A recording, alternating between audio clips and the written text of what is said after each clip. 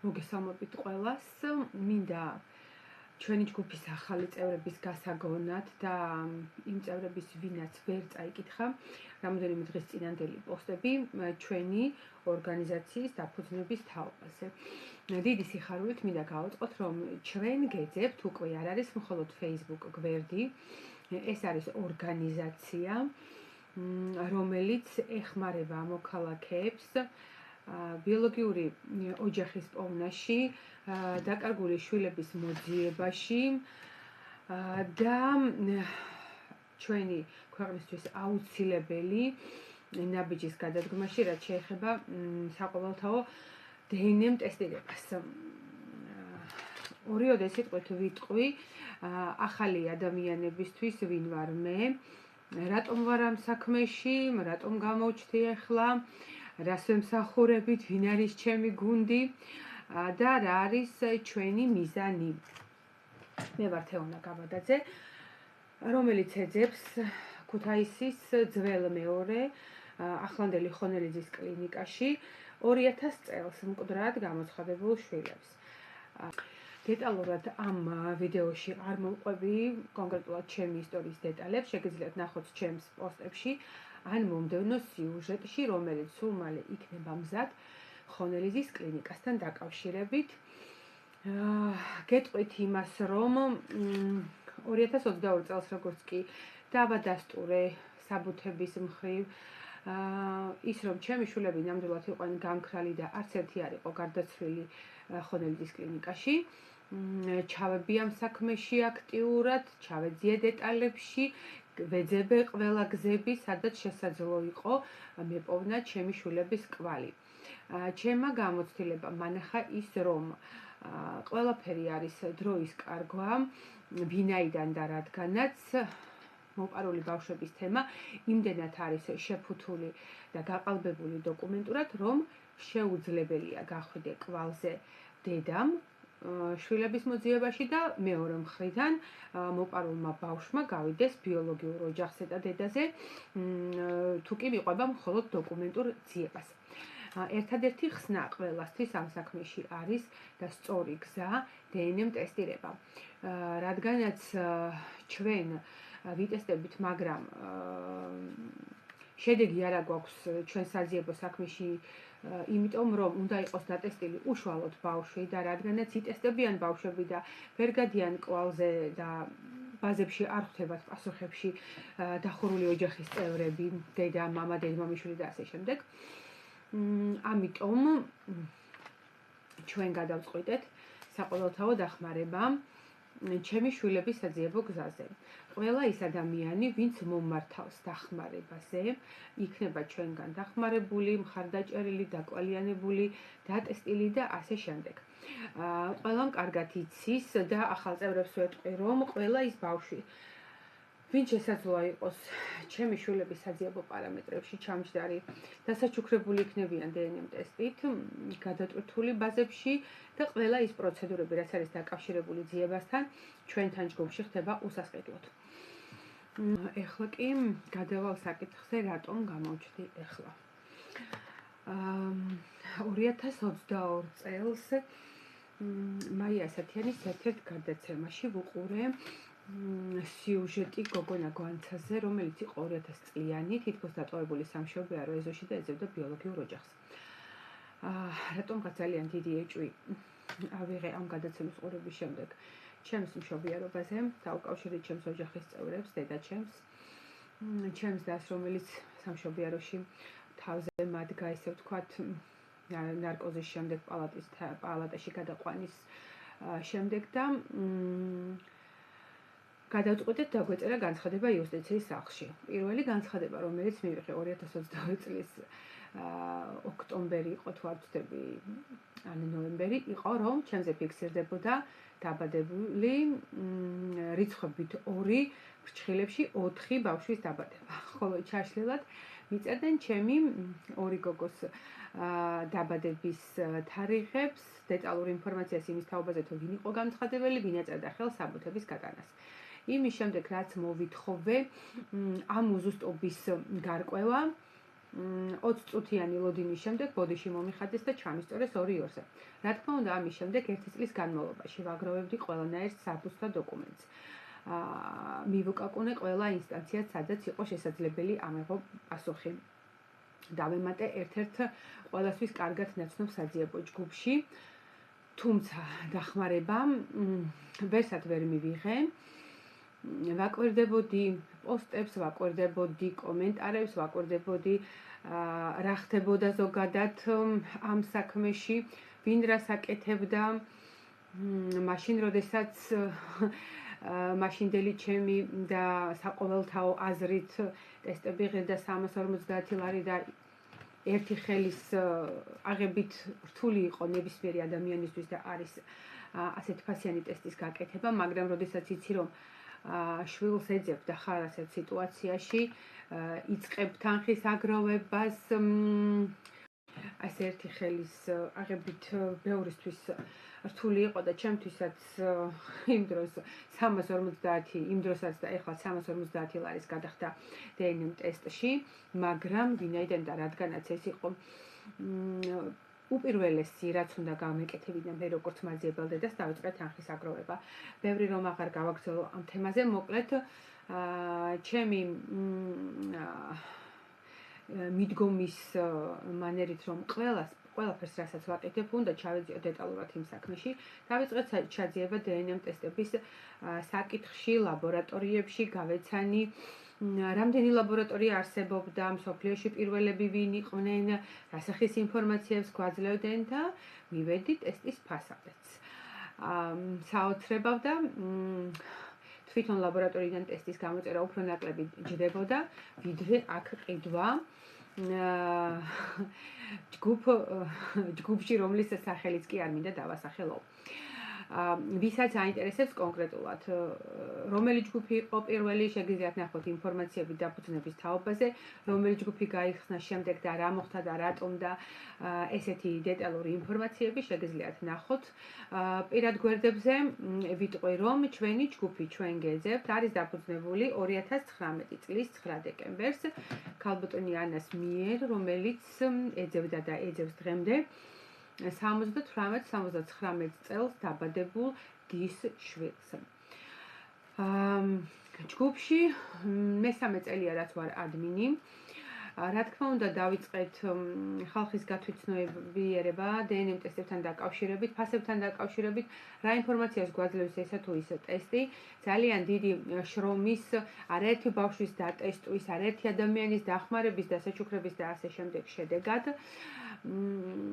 ჩემმა პირადმა გამოცდილებამ მიგვიყვანა იქამდე, რომ ჩვენ უნდა ჩამოვყალიბდეთ ორგანიზაციად, ჩვენ უკვე გვაქვს ოფიციალური დოკუმენტები, ბეჭედი, ყავს დამფუძნებელი და დირექტორი ჩემი სახით, ყავს ჩემი უძლიერესი გოგონების გუნდი, რომლის სახელები და გვარები შეგიძლიათ ნახოთ ჯგუფში. არიან ჩართული უანგარო, ძალიან დიდ დახმარებაში და გათვითცნობიერებაში.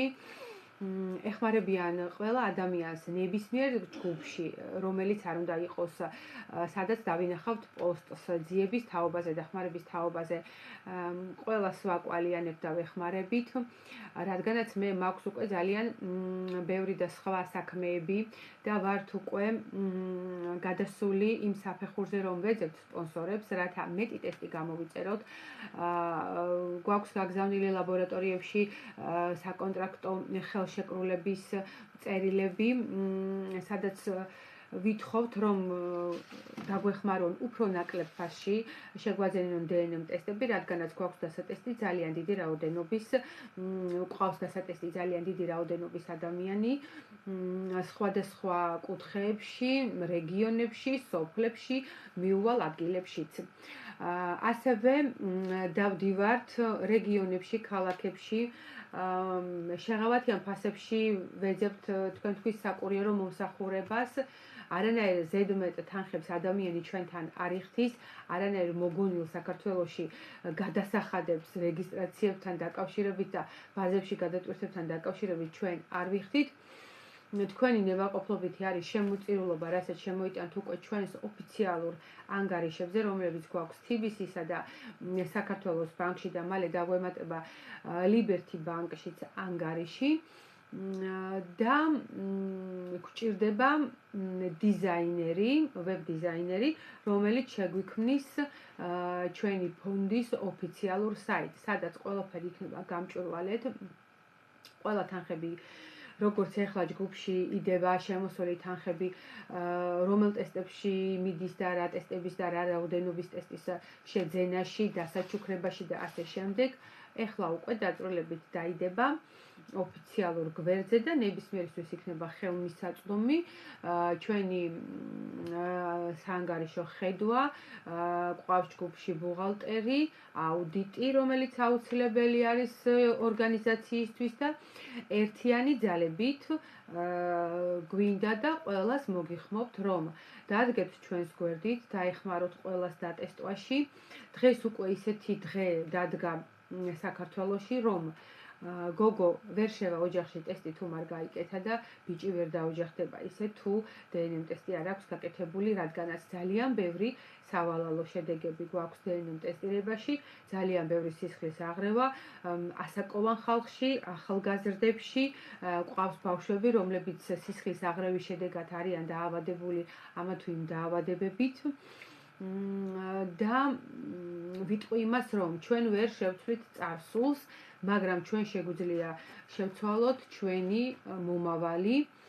ამიტომ ეს არის ძალიან აუცილებელი, რომ ყველა ადამიანმა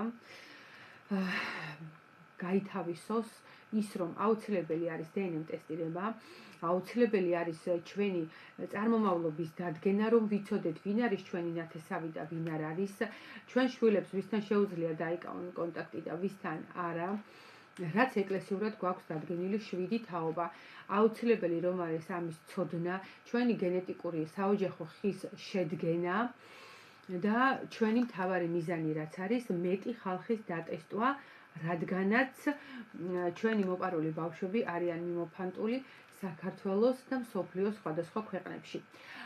რაც შეეხება უცხო ქვეყნებს, ამასთან დაკავშირებით ჩვენ ასევე ამოვიღებთ ოფიციალური გაშულების დოკუმენტებს და სტატისტიკას საკონსულოებიდან. ყველას, ვისაც გაქვთ სურვილი ჩაერთოთ ჩვენთან ერთად ამ საქმეში, ან დაგვეხმაროთ რამით, შეგიძლიათ მოგწეროთ admin-ის ჩატში, messenger-ში და WhatsApp-ზე ნომერზე 568147616.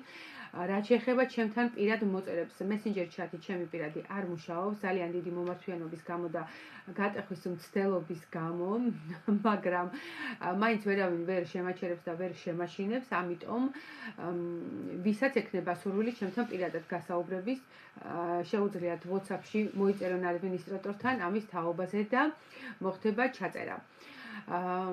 სულ რაღაც ნახევარ საათიანი ვიზიტები შემიძლია ჩავნიშნო კონკრეტულად იმ ადამიანებთან, ვისაც სურს ჩემთან გასაუბრება.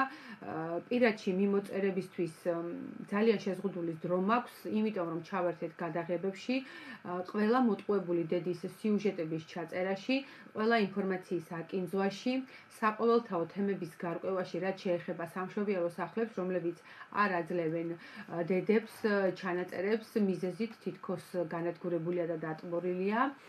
დაიდება ეს შედეგებით, სად არის ეს წიგნები და რა ხდება. არავის სახელების და გვარების დასახელებას არ მოვერიდებით, რომელიც უკვე არის დადასტურებული და ვიცით, რომ ზუსტად არის ესე და ამ ადამიანის სახელი და გვარი ტყუილად არ წერია ამა თუ იმ დოკუმენტში.